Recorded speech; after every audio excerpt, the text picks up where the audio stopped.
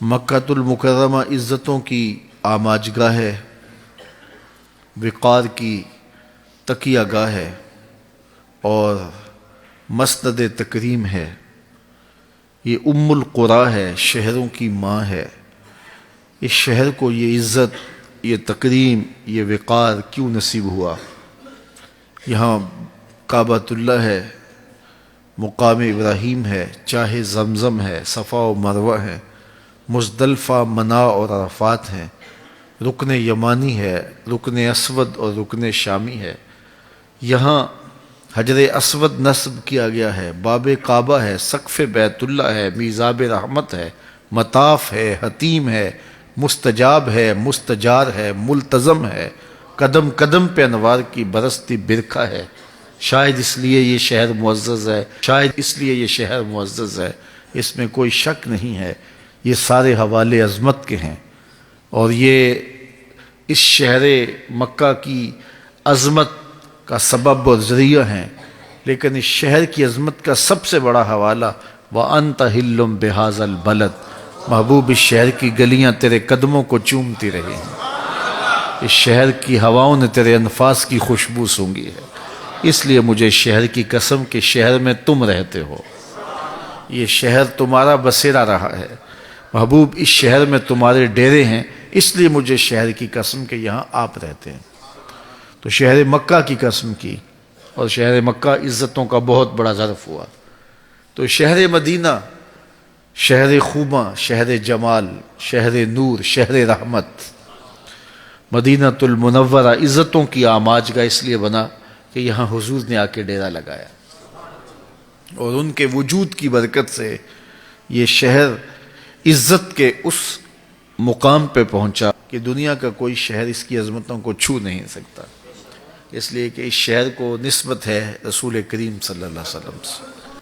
8 ہجری میں مکہ فتح ہو گیا، اور حضور فتح مکہ کے بعد واپس مکے پلٹ جاتے۔ میاں جس وجہ سے میں آیا تھا وہ وجہ ہٹ گئی ہے، اب مکہ فتح ہو گیا ہے تو میں واپس چلتا ہوں، لیکن نہیں، حضور علیہ السلام رک گئے، اور آقا کریم علیہ السلام نے ہمیشہ اس شہر کے ساتھ وفا کا جو ربط و رشتہ تھا وہ نبھایا، حتیٰ کہ حضور کی تربت نور اور حضور کی قبر انور بھی اس شہر منور میں بنی۔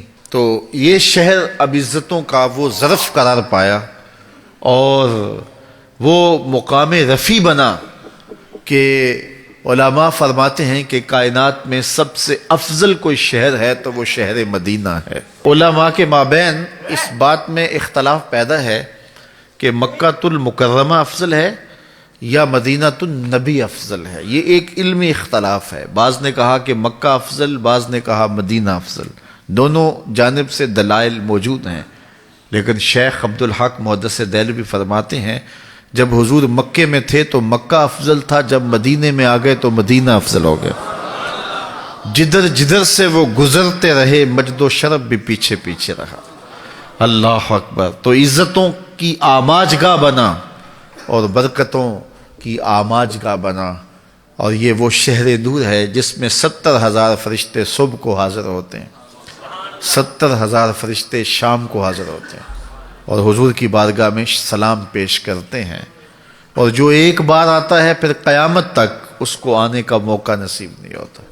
یہ تو حضور کے غلام ہیں جو بار بار بلائے جاتے ہیں، ورنہ اس شہر میں جانا یہ خوش نصیب لوگوں کا مقصوم ہے۔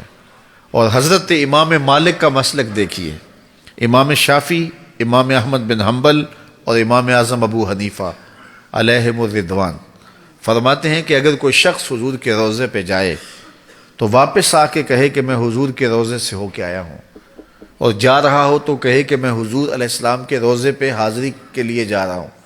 لیکن امام مالک امام دار الہجرہ فرماتے ہیں اگر کوئی شخص حضور کے روضے پہ جائے یا حضور کے روضے سے آئے تو یہ نہ کہے کہ میں حضور کے روضے سے آیا ہوں، وہ کہے میں حضور سے مل کے آیا ہوں، میں حضور کو دیکھ کے آیا ہوں، میں حضور کو مل کے آیا ہوں۔ اس لیے کہ حضور فرمایا جس نے میرے وصال کے بعد میری قبر کی زیارت کی وہ ایسے ہے جس طرح اس نے میری زندگی میں میری زیارت کی، اور یہ بھی فرمایا جس نے میری قبر کی زیارت کی اللہ اکبر، اس کے اوپر میری شفاعت واجب ہو گئی۔ من زار قبری واجبت لہو شفاعتی، اس کے اوپر میری شفاعت لازم ہو گئی۔ تو اس قبر نور کو دیکھنے سے حضور کی شفاعت کا بندہ حقدار بن جاتا ہے اور اللہ کی خاص رحمتوں سے مالا مال کر دیا جاتا ہے۔ تو یہ شہر نور عقیدتوں کا مرکز ہے، یہاں سائلوں کی جھولی بھرتی ہے۔ اور امام مالک نے کتنا خوبصورت فتویٰ دیا کہ یہ نہ کہو کہ میں روزے کو دیکھ کے آیا ہوں، میں جالیوں کو دیکھا ہے، میں ممبر و محراب اور در کو دیکھ کے آیا ہوں، کہا میں حضور سے مل کے آیا ہوں۔ اور پردہ جو دیوار کا ہے اور جالیوں کا ہے وہ ہمارے لیے ہے، ادھر سے پردہ نہیں ہے، وہ آنے والے کو دیکھ رہے ہیں، اس کی کیفیت قلب کو دیکھ رہے ہیں، کون کس جذبے سے آیا ہے۔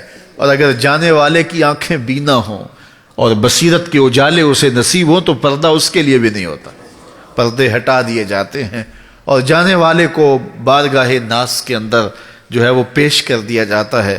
اور جب زائر وہاں جاتا ہے تو یقیناً اللہ اکبر وہ بہت سارے سوالات، بہت سارے دکھڑے، بہت ساری کہانیاں لے کے جاتا ہے کہ حضور کی بارگاہ میں یہ بھی عرض کروں گا، یہ بھی عرض کروں گا، یہ بھی عرض کروں گا۔ لیکن جب اس بارگاہ میں حاضری کا شرف ملتا ہے تو سارے سوال بھول جاتے ہیں، کوئی سوال ہی یاد نہیں رہتا۔ دکھ درد کے ماروں کو غم یاد نہیں رہتے، جب سامنے آنکھوں کے غم خار نظر آئے۔